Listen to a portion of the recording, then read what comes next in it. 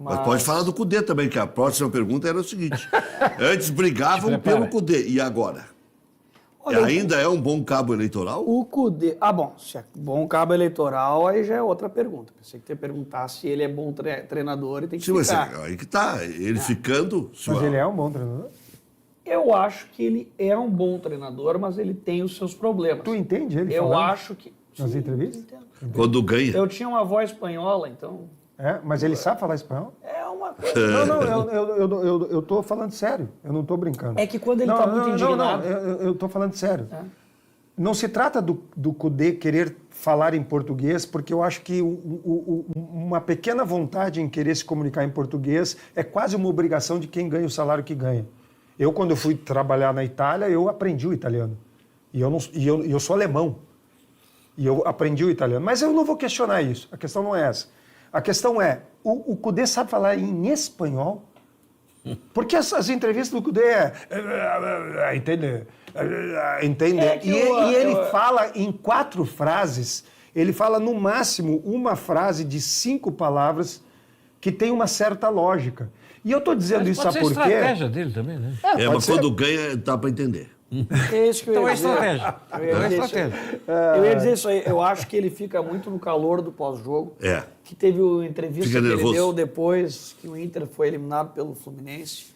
Mas aí eu até vou dizer que eu nem condeno. Até compreendo e entendo, assim, e até me solidarizo, porque ele estava tão mal, tão abalado. Com a derrota da Libertadores. Que ele... A gente via assim, que ele estava ali só cumprindo uma formalidade. Ali eu entendo. Mas eu não,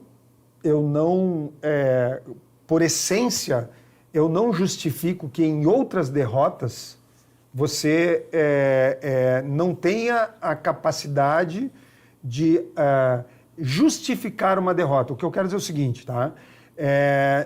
O treinador, ganhando ou perdendo, ele tem que ter a paciência de explicar a vitória e a derrota. Não estou falando da Libertadores, deixar claro. Estou falando de todas as outras derrotas que aconteceram. No geral. Exatamente. Mas vamos lembrar do Muricy. O Muricy é uma figura querida por todos. E ele era folclórico nas entrevistas. Né? Ele dava... Os jornalistas já chegavam até a achar engraçado. Que ele dava algumas... Mas era na vitória e na derrota, né? Sim, mas o que eu quero dizer é o seguinte, eu não acho que a entrevista... O treinador do Palmeiras é outro que... Parece que está mais educadinho agora. Tá? Mas o próprio Filipão é uma lenda nas entrevistas, né? Mas é o que eu ia dizer... Vou rir de você agora. Mas é o que eu ia dizer... Filipão. O que eu ia dizer era justamente isso. Eu, pelo menos, talvez outros podem pensar diferente, mas eu não acho que a entrevista seja o fator mais importante. Né? Acho que o fator mais importante é a administração de grupo, é a postura com relação ao clube, e sem falar, obviamente, na questão tática, técnica. Né? E o problema com o Cudê, da ressalva que eu tenho, é o que aconteceu, aquela saída dele do Inter na primeira vez, que ficou uma coisa que um dito pelo não dito, o que aconteceu, se foi uma proposta, se foi porque brigou, se foi porque se desentendeu. O fato é que ele saiu no meio... Eu vou fazer outra provocação. O fato é que ele saiu... O fato é que ele saiu no meio do campeonato, em plena situação que o Inter não estava mal. Tudo bem que o Inter era primeiro e tinha 3 jogos a mais. É isso aí. Mas não estava mal. E com a saída dele houve uma turbulência e aquilo gerou uma crise que o Internacional, o Abel chegou. Logo que o Abel chegou, ele não conseguiu... O Abel chegou meio fora de órbita, o Abel. Ele não conseguiu dar uma boa arrancada. Aí, quando o Abel pegou a mão da coisa, é que o Inter fez 9 vitórias seguidas e quase foi campeão. Ou seja, aquela saída do Cudê, embora o Abel tenha sido, para mim, naquele vice-campeonato, o grande líder de fazer o Inter chegar naquele quase título, mas o Cudê gerou... O Abel é o único caso no planeta que a Covid fez bem. Ele estava mal, aí pegou Covid, foi pro hotel. Mas estava num aborrecimento, falei uma vez com ele, meu Deus, esse homem não vai reagir.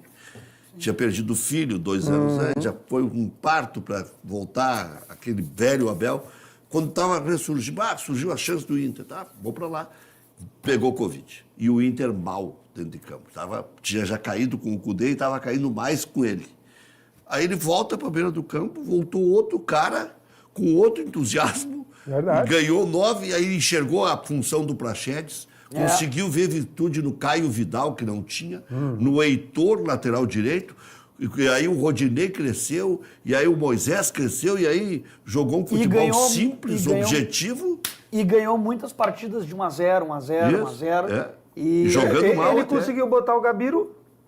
Ah, não, mas isso aí foi antes, né? Isso foi lá em Tô 2006. brincando, tô brincando. Não, eu tô fazendo um elogio. Isso aí foi em 2006. O olhar do Abel, estou brincando, né? eu achava o Gabiru bom jogador. Deixa eu te perguntar o seguinte. Não, como Com tá ou sendo, sem, né? com ou sem permanência de Cudê, vai ficar uma base pro ano que vem? Essa é a minha provocação. Olha, eu não estou candidato à diretoria, então... Não, não estou perguntando se o Cudê fica ou não. Eu quero Sim, dizer mas o a seguinte, base- o legado que ele deixa é interessante, é razoável, é consistente? Eu acho assim, o Cudê, nessa segunda passagem dele pelo Inter, eu achei que teve um ponto que ele evoluiu, que ele melhorou. Antes eu achava que ele tinha só um estilo de jogo. Inclusive a gente se dava muito mal em Grenal, porque o Renato já sabia como é que tinha que marcar, como é que fazia para ganhar Grenal. E o Cudê tinha uma estatística em Grenal horrorosa.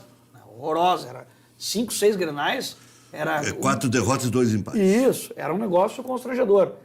E eu achei que nessa vez, à exceção do jogo do Fluminense, ele conseguiu ter um modelo assim que ele alternou mais, não só aquele mesmo estilo de pressão lá na frente, 2 centroavantes, Mas 2 cada um atacantes. no seu lugar. Eu achei que ele não era capaz de fazer isso. Que ele botou o Zé Gabriel na zaga, o Jussa na lateral esquerda num Grenal, o Musto, que era o organizador do time, aquele Marcos Guilherme.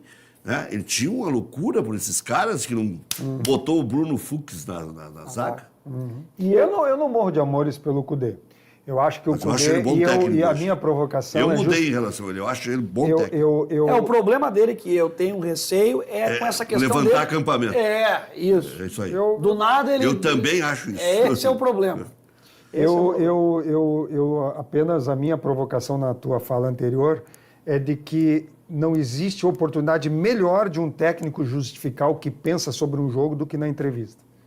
Porque, embora eu entenda o que tu queira dizer, ou seja, o que vale a semana de trabalho, é no momento da entrevista que tu vai justificar o que tu pensou e o que foi executado. E acho que o Cudê, nas entrevistas, ele é muito superficial e muitas vezes eu fico pensando se a torcida do Inter entende algumas coisas que ele fez ou quis fazer, inclusive nas substituições, que eu continuo achando que ele faz muitas vezes errado. Deus livre. Ele jogou fora o título da Libertadores nas substituições.